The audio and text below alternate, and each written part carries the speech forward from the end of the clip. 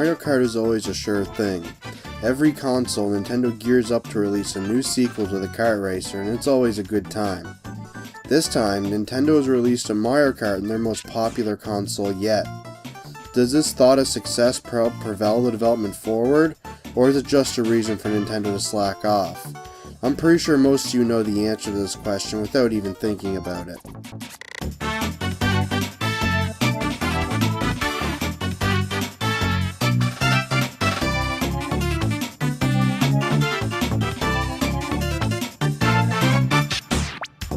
Mario and friends never need much of a reason to hop into the karts and race against each other, and that's not about to change here.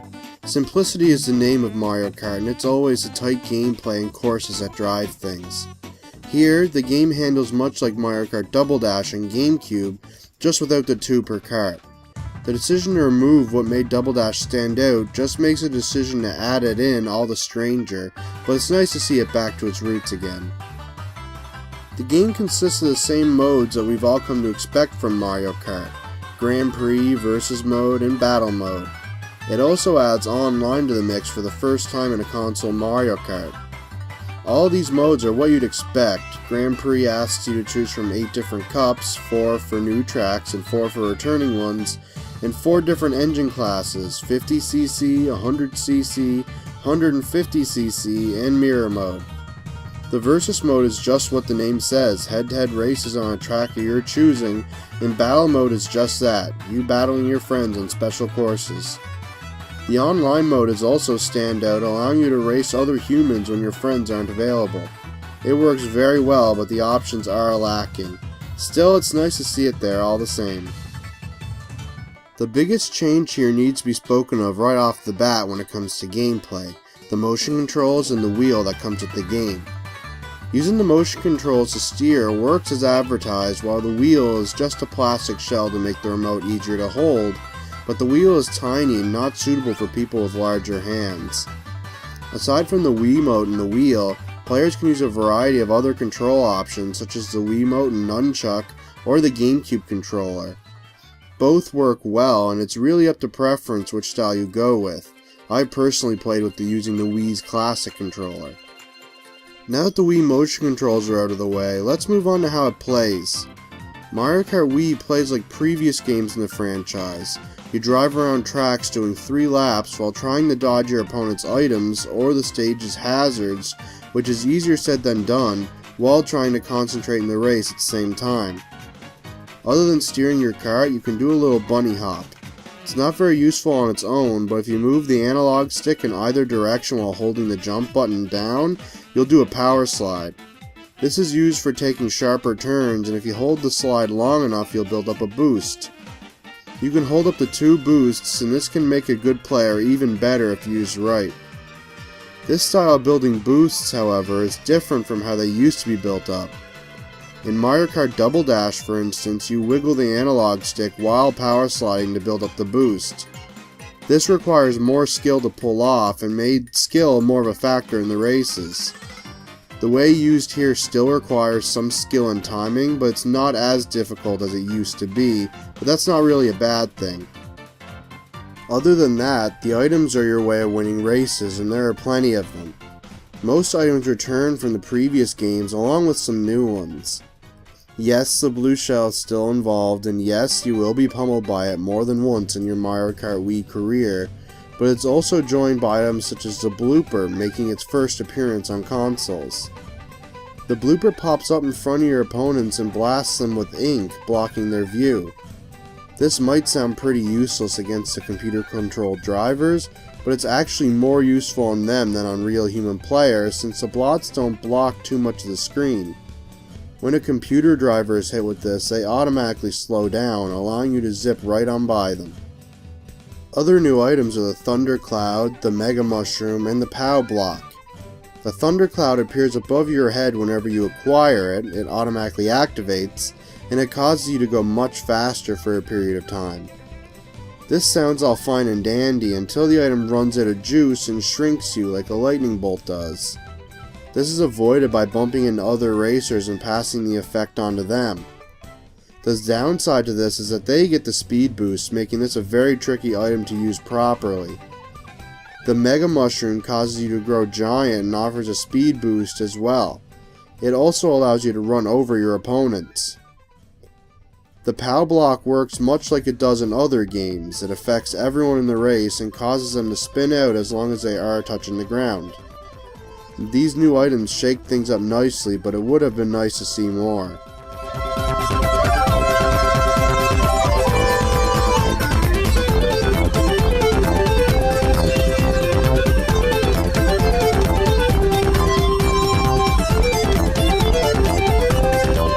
New things the Wii added are tricks and bikes. To perform tricks, you go off a ramp and either shake the Wiimote or wheel or press the D-pad.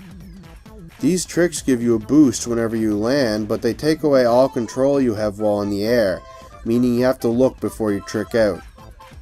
Some tracks have plenty of ramps to go off, but some are out of the way, making you wonder which is the better option, either just go like normal or going for the boost.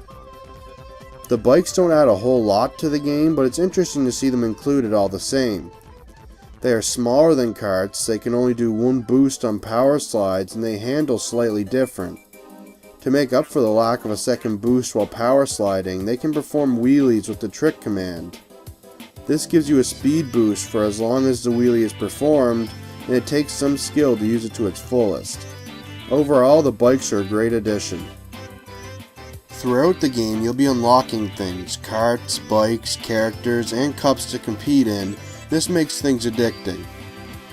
Each character is still put into classes, light, medium, and heavy, and it takes some time learning and practicing to get to use each to its fullest, especially the heavy class. There are plenty of characters to choose from, and you even unlock the ability to play as your Mii character. You can also race ghosts, either your own or Nintendo Ghost or a player's online. This is a great way to test your skills without any direct competition. The karts and bikes you unlock are very different from each other, and using them to their fullest are the way to true success when creating or beating ghosts. Of course, Mario Kart lives and breathes thanks to its track design, and things are still all good here. There's a nice variety between the tracks, and all are fun to play, even the retro tracks. They may not be as strong as previous entries, but they are all well designed and stand up to repeat plays, mostly the new ones, but they all are still fun to race around. Now for a huge blunder in the gameplay, the AI and item frequency. The AI is either really competent or totally incompetent. This, combined with the frequent powerful items while in the lower placings, makes for some frustrating races and makes things based on luck far too often. Are you close to finishing a race? Nope, the mighty blue shell swoops in to take it all away from you.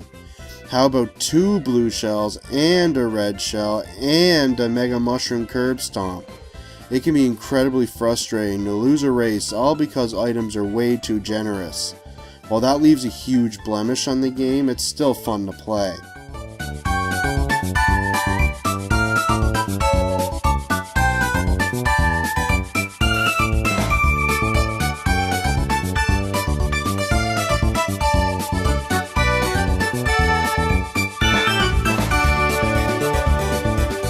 Mario Kart has never been known for having the highest quality visuals when it's compared to other Mario games, and that still rings true here. The tracks are nice to look at and their design breeds visual variety, but they are nothing special from a technical level. Same can be said about the character models. They don't look much better than a GameCube game, something Super Mario Galaxy avoided with ease, but they're still nice looking nonetheless. The retro courses have received a nice visual upgrade when compared to the games they were previously in, but their design and geometry is much more basic thanks to being directly lifted from weaker hardware. The music is still as catchy as always on the audio side of things. Each track has its own tune, and some will burrow into your head for sure. The sound effects are as to be expected of the series, and the character voices start to annoy, but it sounds pretty good here, aside from still being MIDI format.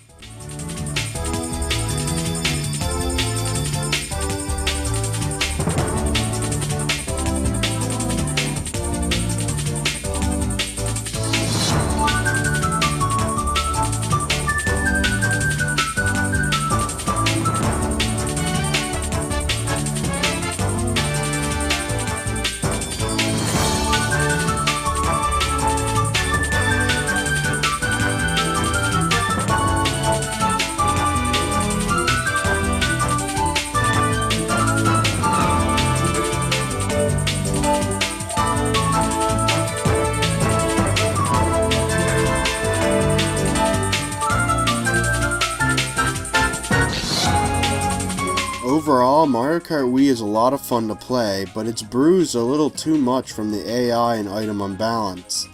I can't count how many times I had to restart a Grand Prix just because some lucky AI ruined my perfect run to unlock a character or kart.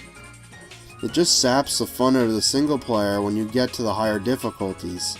Still, it's hard to find a better kart racer, and all that matters is that it's fun to play. It might not be the prettiest car in the lot, but it's the most enjoyable and satisfying to drive. I award Mario Kart Wii 3 stars out of 5. It might not place among the top 3 when it comes to Nintendo games, but it's a solid 4th place.